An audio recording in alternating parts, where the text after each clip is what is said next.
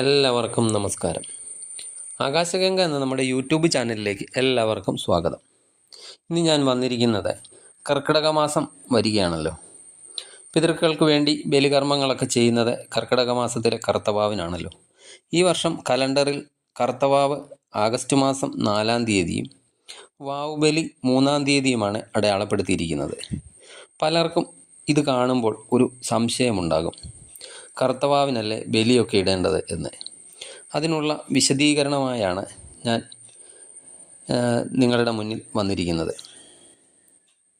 ഈ വർഷം കർക്കിടകവാവ് സംഭവിക്കുന്നത് 2 ദിവസങ്ങളിലായിട്ടാണ്. 2024 ആഗസ്റ്റ് മാസം 3-ാം തീയതിയും ആഗസ്റ്റ് മാസം 4-ാം തീയതിയും.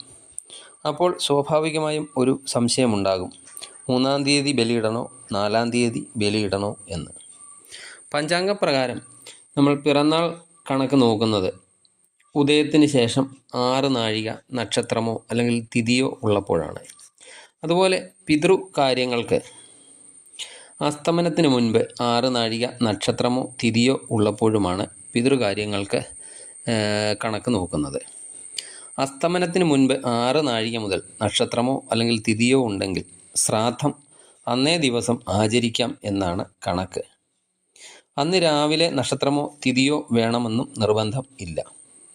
4-ാം തീയതി അസ്തമനത്തിന് മുൻപ് 6 നാഴിക നക്ഷത്രമോ തിഥിയോ ഇല്ലാത്തതിനാൽ 3-ാം തീയതിയാണ് ബലികർമ്മം ആചരിക്കേണ്ടത്.